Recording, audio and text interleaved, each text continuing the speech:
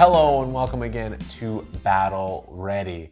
This week we've had a lot of fun with Warhammer and Age of Sigmar, and we've played a lot of matched play battles. In fact, I think we've played over 50 of them at this point.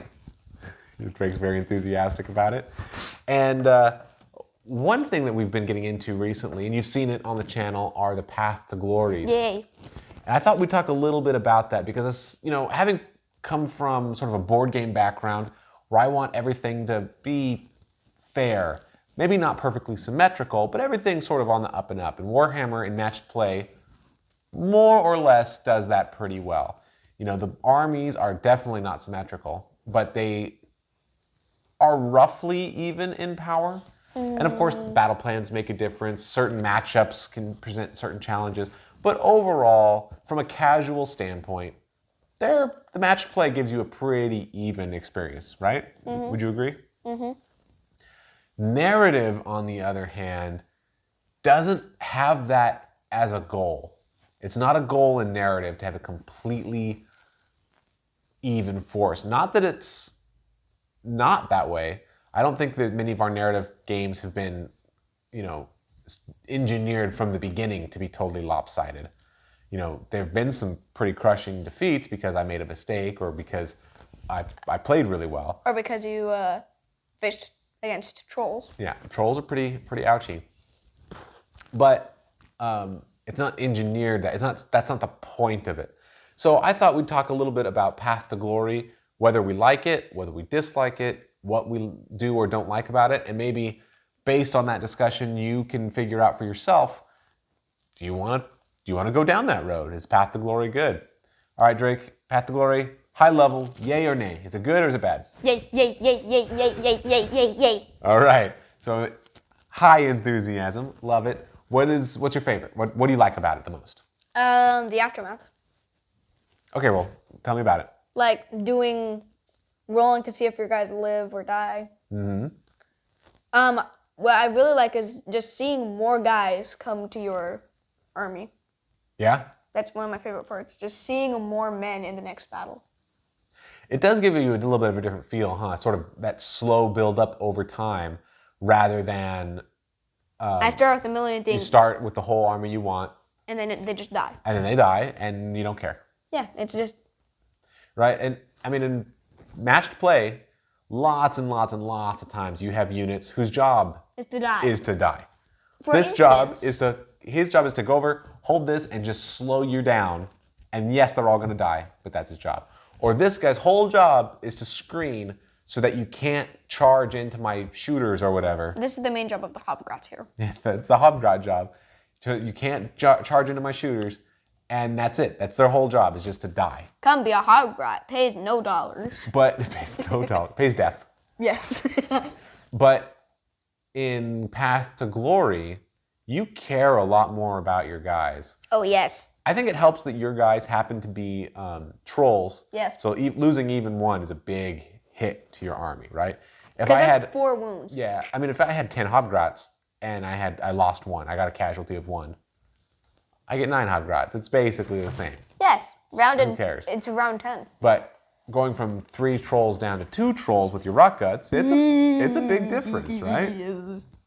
So it's one less body holding an objective and one less body destroying things. So I think that's part of it. But I also think that, having them come in, naming them, right?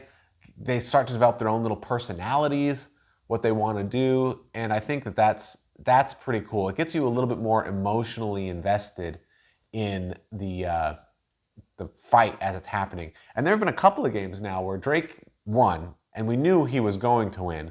And so I spent the last turn just trying to kill some stuff to force the casualty rolls. Yes. Right? And that makes it tense, right? Even though the ultimate victory is a foregone conclusion, it still adds a lot of tension to the battle. Yes. So I agree with you. I think that part is really cool. Last game I made so many 5-ups. Last game, yeah, that's true.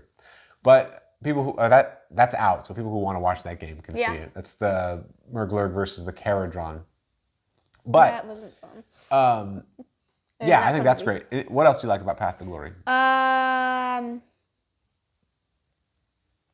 I like how you can choose different quests. That's true too. It gives you something to work towards, huh? Yes. In a matched play game, it's just sort of it's a one-off, basically. Basically, this man versus this man. Right. You fight. play the one game, you try to capture your objectives. You have a lot of fun. I really enjoy match play. But then it's done. It's done. You can just remember stuff. I still remember when Sigvald died. So let's see, but you do get good memories. But with Path to Glory, you have something to work towards. Each time you finish, even if you don't complete the quest, you think, all right, well, I'm that much closer, right? I'm a little bit closer to meeting my goal. So you have these goals that continue on. That's pretty fun. What else do you like? I'll tell you something I like. I like that you get to start with fewer units, right? Do you have like this many guys?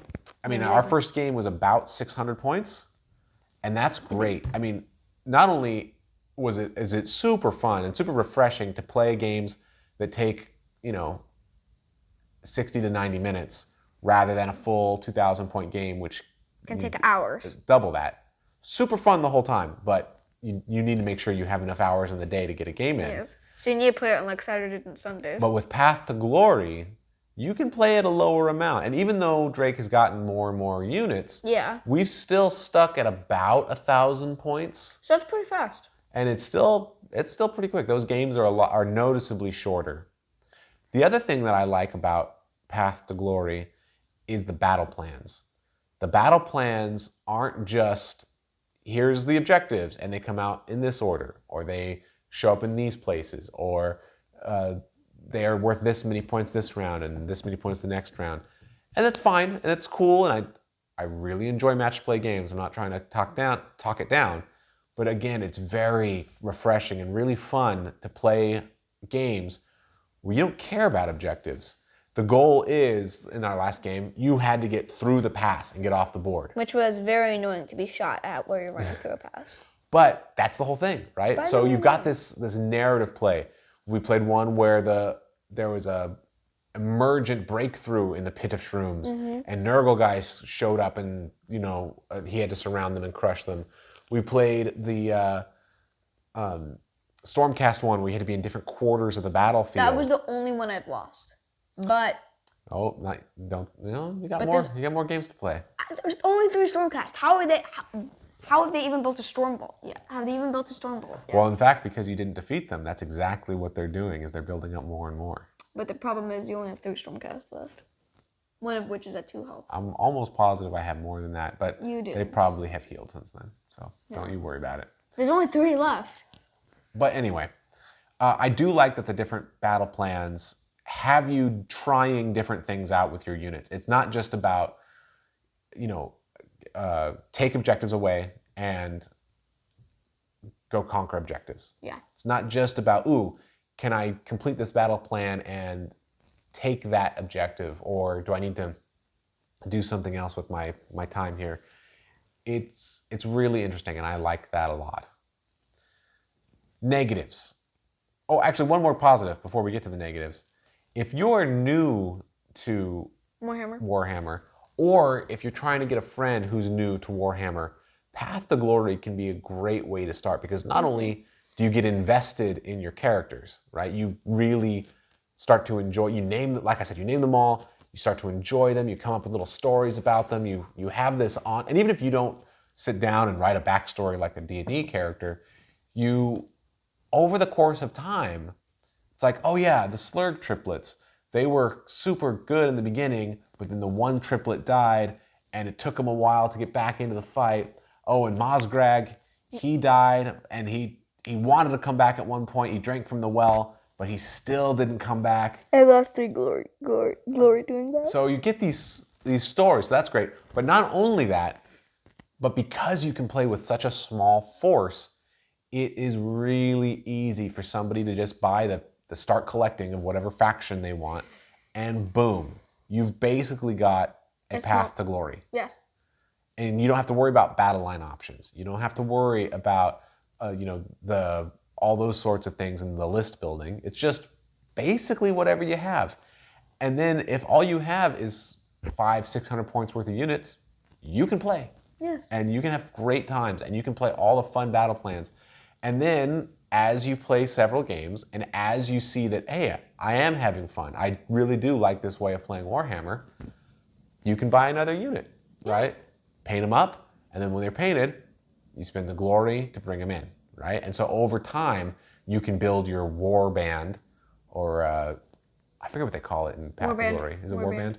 You can build your war band, and as a consequence, you're also building your way to sort of the 2,000 point matched play Isn't version of the game. consequence bad? Consequence just means as a result of. Ah, just usually consequences mean bad. Yeah, because usually what people are saying is if you do that, there will be a bad consequence. Yes. But it doesn't have to be. The consequence just means as a result of. Yes, but it's usually used as for something. I think for you, yeah, especially in school and stuff, they'll Yes. do that. But anyway, for all those reasons, I think Path to Glory has been brilliant. Negatives. Any negatives about Path to Glory? No. No negatives from you. No. None. None. I'll Benita. tell you. Zip. I'll tell you one negative that I have. It's not a super negative, but it is something to think about. So Drake and I, we play together. We don't, or I shouldn't say we don't, but we haven't gone to tournaments. We haven't played at stores, local gaming shops, Although I things want like to. that. We will We will at to some go to point. like a Warhammer class they have. Well, I'm sure we'll get around to it. But for the most part, Drake and I are each other's gaming partners when it comes to Warhammer. So, and that's great, and it's really been a good thing, sort of a father-son endeavor that we get to do. But it also sort of means that we can't both do Path to Glory at the same time, and I'll tell you why. And it's not that the rules prevent it, because the rules say we could. We totally could. But I think the story evolves a little bit if, Drake defeats the Nurglings. Well, they're not going to be back for a while, right? So Yeah. he goes on to a new challenge, and then he defeats the Tzeentch guys, and then they're not going to be back for a while. Yeah. But then he doesn't defeat the Stormcast. So we know, even though he's moved on to other things, we know there's this threat in the back that he has to come back to. And it's sort of building up over time. It's almost a little bit of a suspense item. I think that sort of unfolding narrative, one that's not expressly planned in advance, just sort of comes from the games, I think that would be lost if I picked my Path to Glory of Stormcast, whatever, Yeah. and you had your Path to Glory of Gloomspite, and we just fought each other constantly. Now, that might create sort of a different story where you had these two rival factions that were constantly Just getting in going- each other's way, right? Yeah. There wouldn't be anything wrong with that, But but it does feel a little bit weirder, This is and I the do one think problem it I takes see you. with that. Hold on, I think it does take you in a little bit of a different story way that I don't know that I would appreciate as much.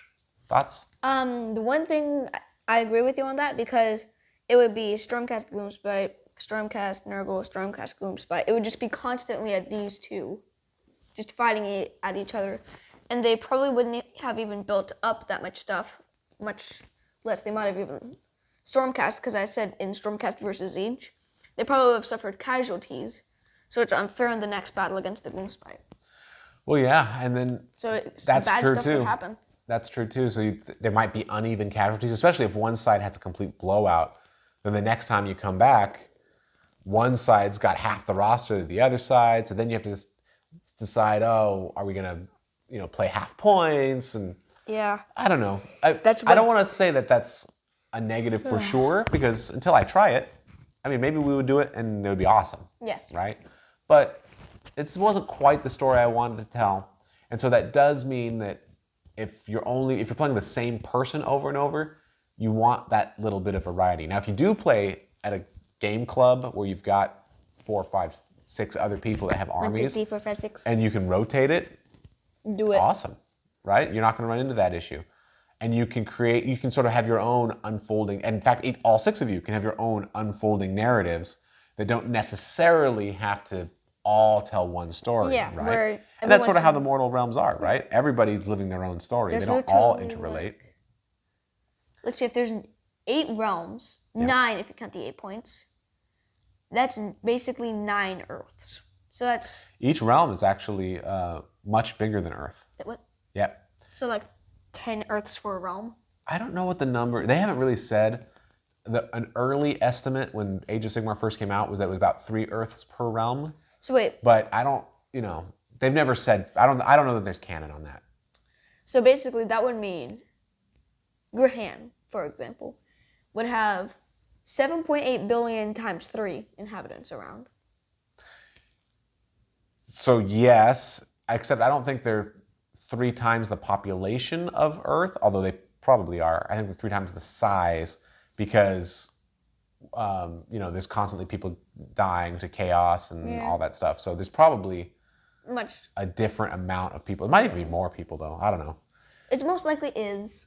But anyway, very, very, very cool. Because the reason I used Grahan is because I didn't say people, I said just inhabitants. Oh, well, yeah. So that's all the Sylvanet. That's true. And all the direwolves, Yep. and all the Gryphounds, and all the other stuff that lives Yeah, there. I think you could think that. Yeah. So any other negatives? I don't think there are any other negatives. I really enjoy I guess the one other negative is that you have to understand that the focus of Path to Glory is to tell a story. It's narrative Yes. gaming. Narrative. You're gonna tell the story of your warband rising over time. And that means It might take a little slow at first. yeah, but it also means that some games you are just gonna dominate and crush. And some games, vice versa. Some games vice versa. Some games I think for the most part they're actually pretty even. Yes. But- At least with our games. Yeah. And you do rely on points to sort of even out the armies, so it's not totally wild. But, sometimes, there's a couple of battle plans where one person is fighting and the other person is like totally besieged. Yes. And the way that they win is by not dying by the end. That is. And it's like, well, if you're going to play Path to Glory, that's the battle you might play. It's not, we start at opposite ends of the table, it's very neutral, it's very symmetrical, and we're both fighting for objectives. It's, okay, my game experience this time is going to be get crushed, and try not to die by the end. That, you have to be aware that there's going to be asymmetrical play. Yes. I don't think it's a problem at all. I think it's actually pretty fun. Enemies. They come in on you, just live as long as you can. Right. I think it's actually pretty fun. But you have to be aware that it's not, if you're looking for, chess or something like that where everybody's sort of on the same playing field, things like that. Yeah. Warhammer's. It's not going to be that. Path to Glory is the polar opposite of chess, basically. One, there's models out of plastic, Well, chess has models. but they're They've made got out they've of. got miniatures. But they're made out of wood.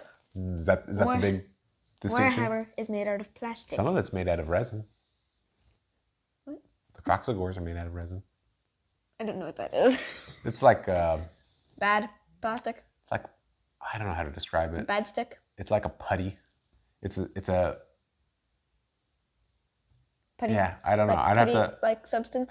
no, it's not like putty because it's solid, but it's like you pour it into a mold. Dried out putty. There Frozen you go. in Something lava. like that. Anyway, overall, I think our experience with Path to Glory has been very, very positive. Hopefully that comes through in this video. I think we're both big fans. I don't want to stop the matched play. I still really, really like it. Yes. So we'll continue to do that.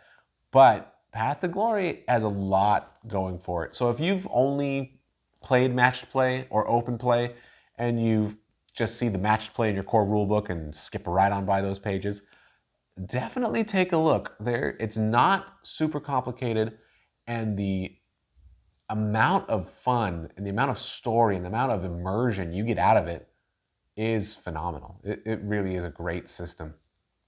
Any final thoughts, Path to Glory related? You can go Wa, you can go Death, you can go Order, you can go Blood for the Blood God. You actually can pick any faction. Any faction has I'm just saying the 4 main. Path to Glory. And in fact, the new battle tomes, so if you have an old battle tome from 2.0 or earlier with Path to Glory section, That's me. ignore all that. That is no longer Path to Glory. You're going to use the 3.0 core rulebook, And if you have a new battle tome, which right now 3.0. is Sentinels or Auric Warclans. Sentinels, what did I say? What? Stormcast. Excuse me? Stormcast or Auric Warclans. And soon, in December, allegedly, Nurgle, you'll have the new updated Path to Glory rules that give you a lot more options. So don't look at the Path to Glories in your Daughters of Cain or Soulblight Gravelords or Gloomspite Gits or whatever and think, oh, this looks awful. I don't want to do this. I agree. I looked into the Path to Glory in 2.0. I read the rules for it and I was not excited. We didn't play it at all during 2.0 because No. it just wasn't. Although we did start kind of in late 2.0, so we don't have to wait that long for a new. That's true. We rules. started with about a year left in it. But anyway, don't look at that and think, oh, this is garbage. I'm not doing it. That's not what we're talking about. Look at your 3.0 core book or your battle tomes for the new battle tomes, and it really is a fabulous experience. And I think we've had a lot of fun, and anybody who gives it a try, I imagine, is going to have the same feelings towards it. Well, thank you so much for watching. When I did Why, Death, Order, Blood for the Blood God, I'm just saying before me. Yeah, for sure. For sure. All right, this has been Battle Ready, and thank you for watching.